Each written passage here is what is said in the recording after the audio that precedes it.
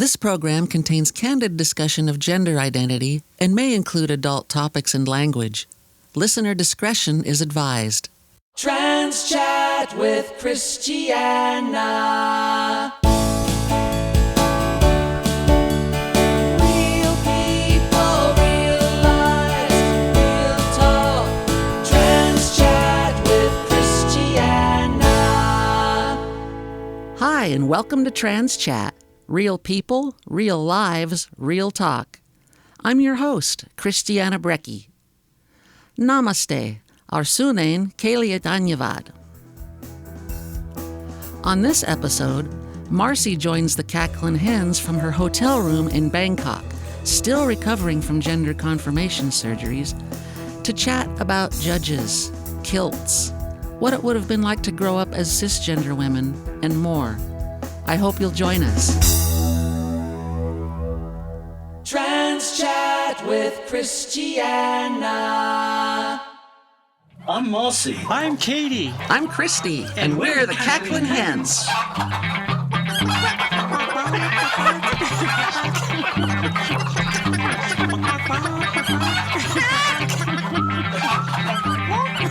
don't know what to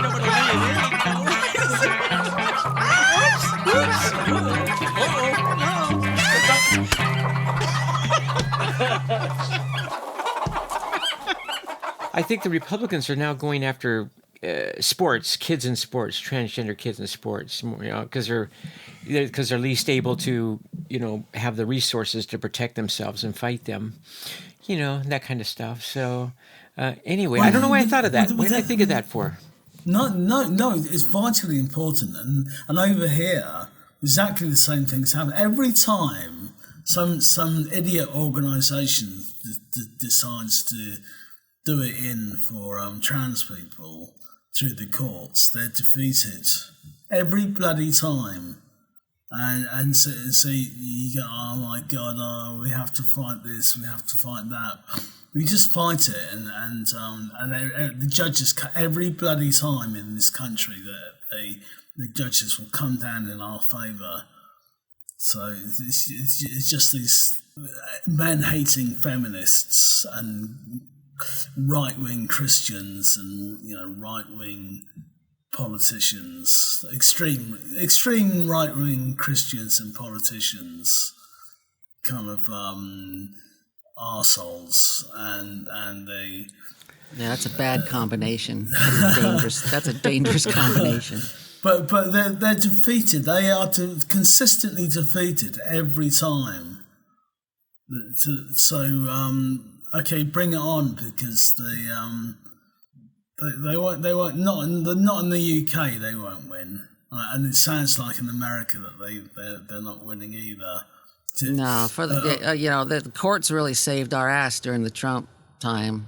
Every nonsensical thing Trump did, some high court someplace overturned it or whatever they do to make it not law. So then that's happening more and more now too. So yeah, you're right. It's when it goes to trial, they always, they'd always land on our side. I don't think I've seen a case yet where it really hasn't. Now that I think about it. Right now, too, the American Supreme Court has a conservative majority on the bench. And it could swing very easily the other way very quickly. And they would be outvoted all the time with the two, liberal or more progressive judges on there. And one of them keeps kind of hinting about retirement. God, I forgot his name.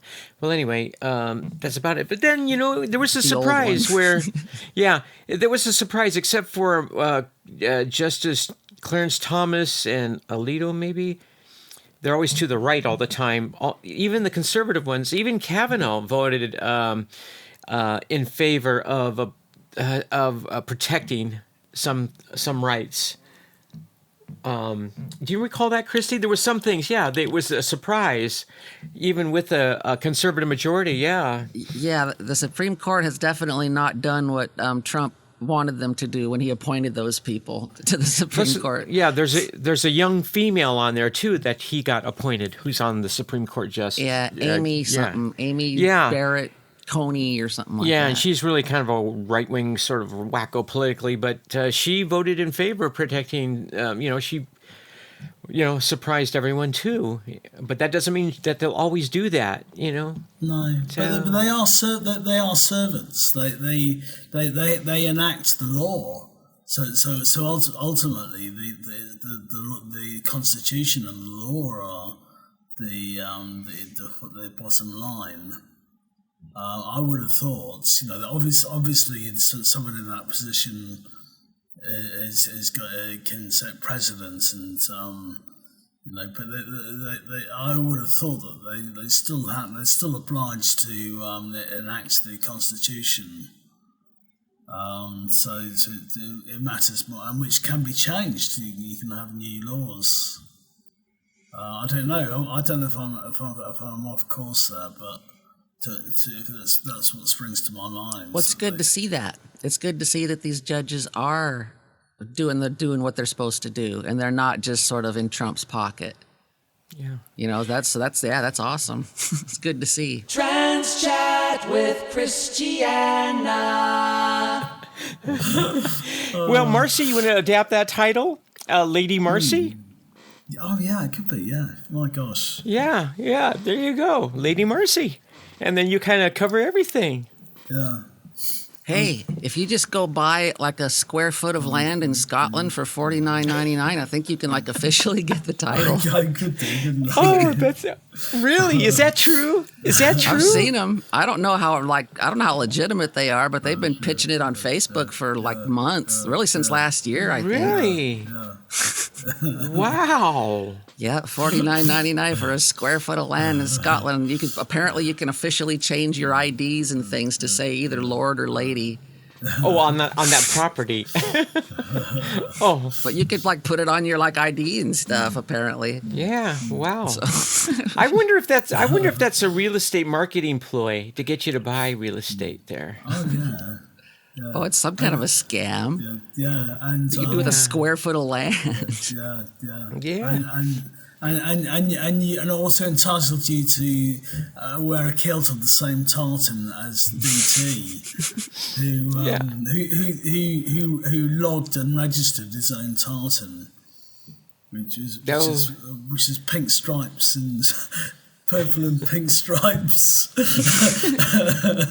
Yeah. DT's traditional dress was when he played golf there, or he plays golf, is to have a purple and pink tartan skirt and some frilly knickers. It's very strange that in Scotland, when the men wear kilts, and it's like colder climate there, you think you'd have more clothing on, but a kilt is even less, a lot less. Even because you don't, quite drafty too, as a matter of fact.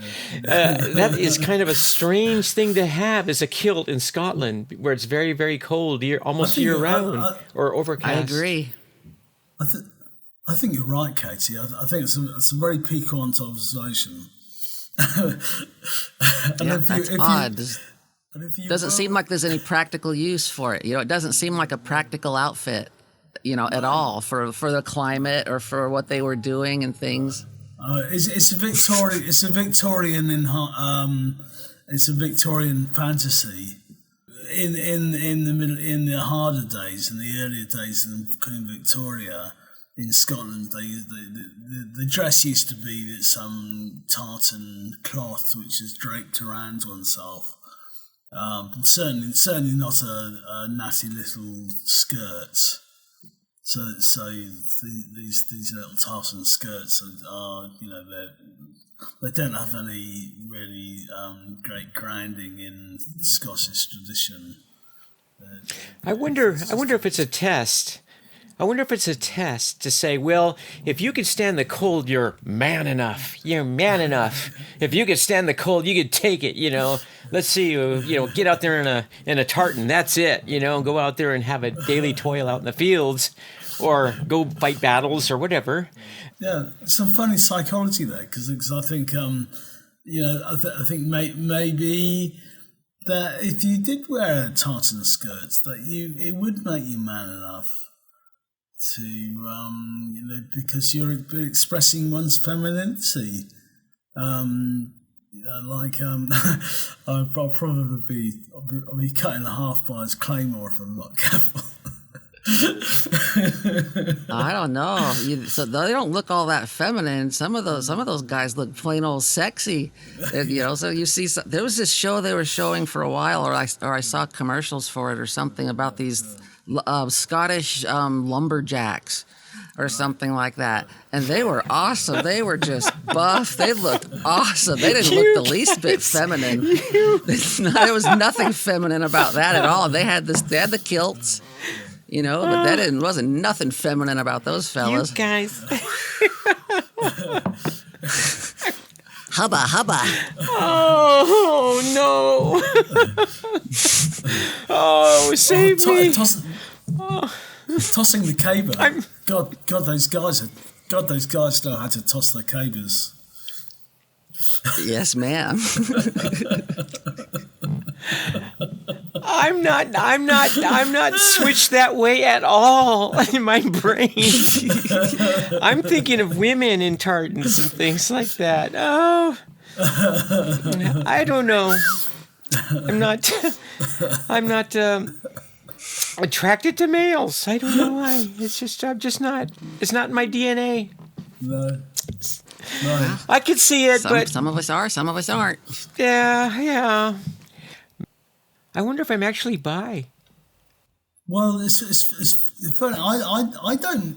It's funny, Katie, isn't it? Because I've been in love with a woman all my life, and but I don't think that touches on sexuality.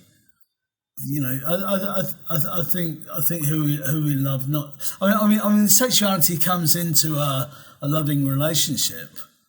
But that's different from falling in love with someone. I love this woman because of who she is, and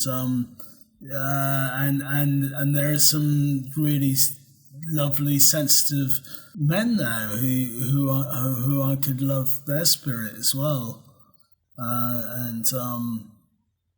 so it's just kind of I just think it's way above. I don't like the way sexuality is brought into our identities and our expression, because it's the role of sexuality it's vital to human life, and it's vital to well-being, but it's an expression of love between two people who love each other, a very necessary expression. It's not something to be. I mean, the way it's bandied about is, you're a lesbian or a gay first, and then you might be transgender, and then your identity might be, you might have some kind of gender identity problem. But basically, society says, well, you're a gay, aren't you? Oh, you're a lesbian. Oh yes, it's all about bloody sex, and I don't like that. Trans Chat with Christiana. When I was early on in my transition, I participated in a transgender health study that somebody was doing from a grant, and they paid us cash. But once every 6 weeks or 4 weeks, I had to go to Santa Cruz to their clinic, their diversity center there, and be interviewed. And they pay me cash. But some of the questions they asked was like, how were you treated? Do you feel you're getting adequate care? And they'd ask you questions, do you have gender markers? Did you begin them? I didn't even know what those were when I was asked that. And now I know what those are. And have you done that too with your gender markers, meaning you're changing all your identification to your identity, your correct identity. So if it was male, like your driver's license, your passport, your birth certificate, any military records, that type of thing, your credit cards, your bank accounts, you're establishing that gender marker, that history of, say, Marci or Christi or Katie. And recently I reported I had my first name changed. So I'm going through the motions. I mailed away my passport. I got my driver's license changed. I mailed away for my I've yet to do my birth certificate, but I did my military service record. wrote them, sent them a copy of the court order. But when I received my birth certificate for my former name, Laura, that I changed from my male name, it was the same birth certificate. It looked like to me with the seal, the raised seal on it and everything and all the, but they had took white out and typewritered my first name in and made it an official document. So that's what they call an amendment. And so I'm amending it again this time to April as my first name. And so I was wondering if it's that much different in UK about establishing gender markers. Have you done that? Yes, it's a mix. The driving license was easy. I didn't even need a doctor's note to change my driving license. The passport was difficult. They would only one of these a really big sticking points is having an original copy of my name change, and it's only a forename change from Mark to Marci, and my first application for a passport change was rejected because I didn't quite twig that I had to send in the original copy of the deed poll name change. So that was quite a stickler. But when I get home, I'm getting the documentation together to get a gender recognition certificate. So I'm making sure I get the medical reports of all from the London Transgender Clinic and from Kamal. I don't think it should be too difficult. And then I'm not quite sure. I think they'll issue a new birth certificate on the strength of that. And then I don't think they'll use Tipex.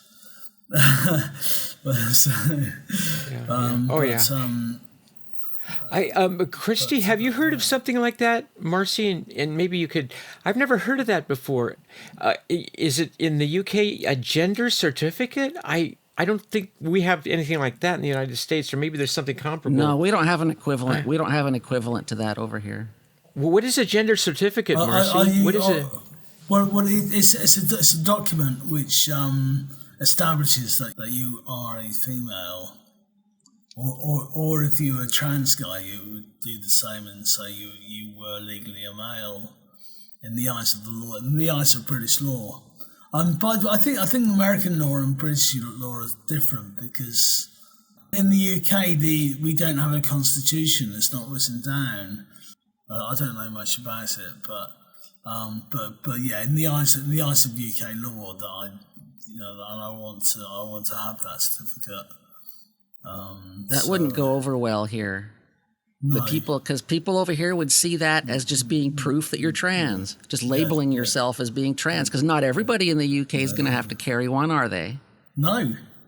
So it's really basically just saying, "Hey, I'm trans." Yeah, that wouldn't go over well here. It wouldn't work here. Plus, it's. I think in America too, we would see it as a way of, it's Big Brother monitoring us.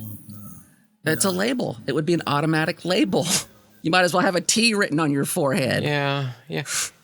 If you and I went to the UK to visit Marci, let's say we went there, we wouldn't have to do that because we've already established a record or a gender marker. I don't know if you have, Christi, of your passport. Yeah, we wouldn't be required to have a certificate. We would be whatever your passport says you are. Yeah. You'd be female Americans. They wouldn't have. I don't think they'd make you get some kind of gender recognition thing just for a visit. Oh God, no! You'd be female Americans. Now, I don't know if you moved over there and tried to, get British citizenship or whatever, maybe, who knows then, but just to go over there and visit or even just be like on a work visa or something like that, I wouldn't think so. No, certainly not. But I do want to change my birth certificate. Yeah.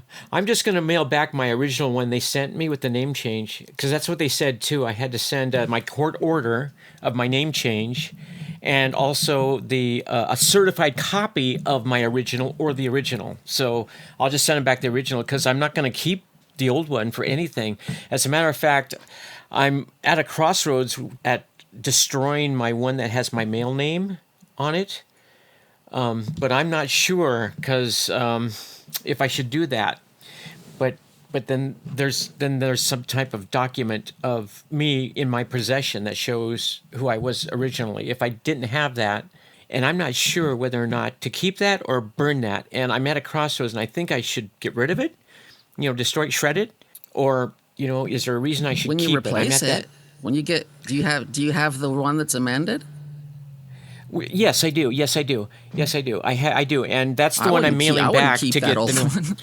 I know, because it still has my mail name on it, and I'm like, this is like a record, and also my military service record. I have a copy of that has my mail name on it too, and I'm wanting to shred that. Also because I'll be getting a new one that has my correct name, my gender name on there. So. As long as you always have a copy of the court order that has your name change and stuff on it, then that's all you'll ever need. Okay. I think you helped me on that. I think that's a good idea, because that old person with the name, that's not me.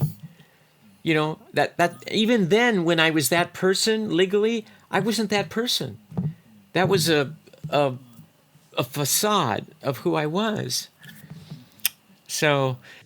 yeah, it's just, was going through a whole bunch of documents of mine, like, because when I make documents I send off, like to have my passport changed or my driver's, I always keep a copy of all those documents I've sent them, so I have a copy of them. And I ran across the ones when it had my male name, changing it to my former female name, and I'm going, should I keep this? And, should I destroy them? But I think I should just destroy all that documentation, period. And only keep the documentation of me changing to my correct name now, which is April. So, and you're right. I don't know why I thought, should I keep the one that had my old male name, my birth certificate, that very old one? Yeah, why am I hanging on to that? Well, it's kind of, it's maybe there might be a sentiment involved, because that's kind of going to be very symbolic of really kind of burying that person for good. Yeah, but that's a different life. Yeah, that's a different life. I still have my military uniform, and my military records, like the certificates they give you for all the training you go through that has my male name, and I'm wondering, even my discharge. My honorable discharge certificate has that. Yeah. So, and even the certificates I've had when I had enlisted and worked in the reserves, the Air National Guard has my old name, and the beautiful certificates, but shredder, uniform Goodwill or whatever, secondhand store, what? They're kind of sitting there. It just, it just depends on how it makes you feel to have those things. Because I was in bands and I was a musician and stuff for all those years pre-transition, it's hard for me to completely erase my old self. I've got copies of my band, my heavy metal band's records up here on my wall, even though one of them's got my old signature on it. And my old name is all over them. And, but I've come to terms with that. He was a different person. He's not here anymore. He was a different person. But then there's that part of me that was like, yeah, that was me. I'm proud of those things that we did. So it's just a matter of your own personal comfort. If those things you're talking about, have a sentimental attachment for you, you shouldn't get rid of them just because of the name. No. Just my own thoughts.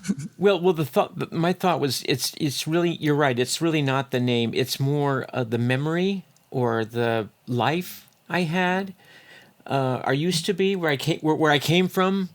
I mean, I did have some good times. I mean, don't get me wrong. I mean, it wasn't all full of doom and gloom and depression. But why do I do that?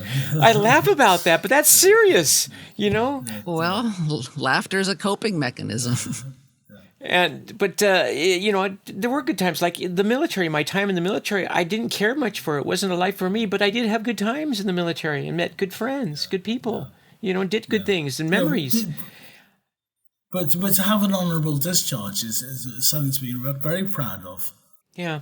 I think, that you guys really helped me. I think those type of things, it's like you tuck away and put in the attic, you put them in a locker or a box, and they just kind of tuck away as a memory. Like if I had been born a female it would be my diary with the faded pages with the wilted rose or flower or carnation from a high school prom. I think that type of sentiment. I've thought about writing an alternate memoir as if I had grown up a cisgender woman, and just sort of, kind of really do the best I can to kind of see, okay, what would have been different if I'd been a biological girl during all those times. How would I be different now? What different directions would I have gone in? Just as an exercise in self awareness and creating a identity for this new person that's more than just 5 years old. Christy hit something right on the head, because I always had imagined that too. I always imagined what it would be like. I think I probably would have had a couple of kids by now. I might have been a grandmother, I'm pretty sure, with my age. I think I didn't get the opportunity to nurse any babies. I thought about that with my son when I got up for that 2:00 feeding with the bottle. I always wondered that, that type of womanhood type of thing. Not so much going through the delivery process, although I know that's part of it. It's that. I imagine myself, I would have had a couple of kids, at least. I think that. And I think I would have made a lot less money in my life. Yeah. I would have been pregnant by 16. I believe that with all my heart. I would have been pregnant at 16 or 15. Yeah. The life experiences and things of that nature we could imagine, or what it would have been like an alternate life if we had been born female, and all things considered, what we would do, the different changes or decisions we'd make in life just because of our gender, or where we'd end up. Would Christy still be in music of some kind, but would it have been in a band like that or a different band? Would it be in a different role? That type of thing. Marci, would you really be IT? Would you do something different if you were a female? But are we talking about if we transitioned when we were young, or if we born? We were actually born. I can't imagine. I can't put myself in those shoes. I can't imagine. I'm me. I'm not. I can imagine. I'm not sure. I wouldn't be me if I was biologically female. I would be someone completely different. Yep. Yes. So would I. Yes. That's the thought. That's the thought entirely. How much our lives might have been different. Yeah. That's what's interesting, especially now that I can sort of think a lot more from a female's perspective than I could before. Now I can kind of approach things that kind of happened in my life, at life events, things that happened that what would have been different. Yeah, I doubt that I would have gotten as much into music. I might have played, flute or clarinet in the band in school or something like that, but it doesn't really seem that likely I would have gotten into like real guitar and rock. And that kind of thing. Yeah. It's possible though, so it's an interesting exercise. That's why I think I'm gonna start kind of outlining it and kind of start, looking at sort of writing this, because I think it'll be a good exercise in sort of my self-awareness. Trans Chat with Christiana. Speaking of the old self, all of the photographs in the background of me, of all the pictures I took, they're all signed with my male name, because that's when I took them and had them developed at that time. And I wanted to go back to photography after I retire. I really feel some type of calling. I love that. Not necessarily video, although I like video. I like to capture photographs, images, and things like that. And when I look at it, because they're in that museum type of glass, to protect against UV rays and things of that nature, they're mounted like that. I had them professionally mounted. I can't change my signature on them, because the signature in the has my. Actually, it's not bad. It's my old first initial name and second initial name, and then I signed my last name. So maybe that's not too bad. I could say that's a distant relative who gave me. I got these inherited from a distant relative, or something like that. That's the way I look at my former self. Kind of like he's a cousin or something who died. Yeah. You know? Yeah. So that's kind of how, because we really were so different. Geez, when I come across like old pictures, or since I record and stuff, you know, I've been recording and stuff for a long time, I come across an old audio clip of my old voice from back in the day, and it's just incredible. I can't even talk like I used to talk back then. Really kind of deep like this, and it's hard for me to even imitate now. Well, you sound so much better he's just now, like though. he's long lost cousin. He either just took off because he's crazy and, you know, can't make it in the world, or he died. One or the other. I don't know. I don't hear from him anymore. Yeah. It reminds me of when I spoke to my mother. When my mother, before she passed away, would say, "Do you know so-and-so?" And I go, "Oh, I know him very well. I know him intimately." I said, "Oh, I know him very well. I know him very well." You know, like that. So, yeah, it's too bad that family doesn't get on the bandwagon too, because I recently talked to my sister and brother-in-law, and they were still misgendering me. My sister by mistake, I think my brother-in-law intentionally, you know, because he always had a personality to get under your skin. He would always be sarcastic. I always knew him that way anyway. So it's hard to tell nowadays if he's being a bully or just being sarcastic, his usual self. So, you know, you're right about seeing viewpoints as a female, Christy. I think instead of transition, in a way, I called it transcending, because different things happen in our lives to those who transition their gender. So I'd say it's more of a transcending. Transition is the physical change. The transcending is the emotional and mental things that happen in your life because of the transition. Just my own bit of philosophy, I guess. That's how I feel. It's, you know, you transition physically, but you transcend everything else in your life. Yes. Transcend, Yeah. It's nice, Yeah. Okay, go ahead. You could put that, I give you permission to put that in a future book sometime, Christy, so if you want. Got it. So when you're giving talks from a podium to groups of people you're supporting who are transgender or someplace, or even music, because everybody will know who you are, you could say, "I've transcended. You are. This is a transcendence." Yeah, and they go, "Yeah, Christy, you're right." An aha moment will go off in their head. You've planted a seed. I like the way you look at it. It's very much a transcendence. No, it's a nice way of looking at it. Yeah. Well, let's see. I guess we could ask Marci. Well, is there any scuttlebutt going around when there's the dilation room going on with all you girls talking? Oh no! That was fascinating. I had some wonderful conversations in the dilating rooms, but all that's ended because my public expression of my dilation experience is now a solo expression, because I'm now dilated. I'm totally on my own now. I even have to buy all my own supplies. I don't even see Dari or Aisha or Olivia. They're the last people I saw, and they're about 3 weeks behind me. That they only had their PPV about 3 weeks ago. But now it's been over a month now. I think I've had a month's worth of. They've held my hand for a month, and now I'm totally on my own.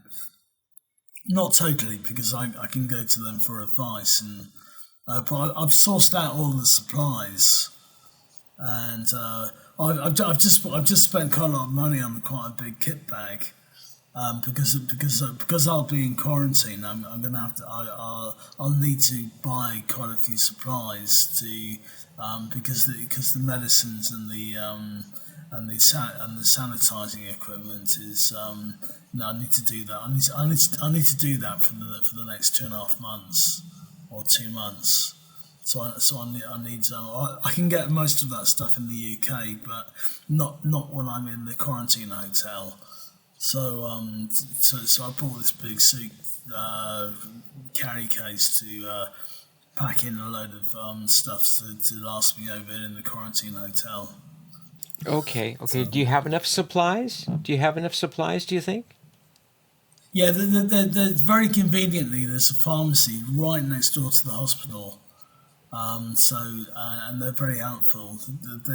Maybe they were even placed there just so because to serve the ladies and gents from the hospital. And they have everything I need. So that's fine.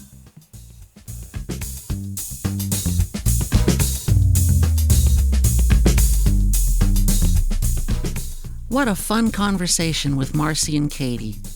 I always learn so much from their collective wisdom and experience. Like, for instance, Britain's gender recognition certificate. Initially, the idea of such a document sounded to me like a form of discrimination. I mean, if no one else has to carry it, why isolate trans people? Somewhere, there would be a public record of those who possess the certificate, which would be like a big transgender database, a way to identify trans people on a mass scale. But after I thought about it for a while, I can see where such a thing could be beneficial. It's probably not a document that one would have to show very often. If you got pulled over by the police, for instance, I doubt they would ask for driver's license, registration, proof of insurance, and your gender recognition certificate. But if a trans person was being denied basic rights for being trans, such a document could be very handy indeed. Looking at it from that perspective, it seems like a comparable document could be useful here in the U.S. as well. Although, I doubt it would make much difference to the bigots who like to harass or assault trans women in public restrooms. And what about the public records aspect? Who wants to be on some big government listing of trans people? I don't know. I guess for me, the jury is still out on that one.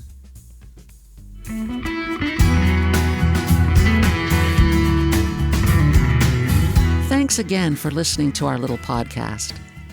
If you would like to become a supporter, go to patreon.com and search for Trans Chat with Christiana. You'll also find a link in the show's description. Your support, big or small, helps us keep Trans Chat going and reaching the ears of listeners worldwide. Your monthly support gives you access to early ad-free episodes, exclusive content, merchandise, and more. As always, I'd like to give a big shout out to all our listeners at home and abroad. And an extra special shout out to our ultimate supporter and fellow cackling hen, Marci Sandals.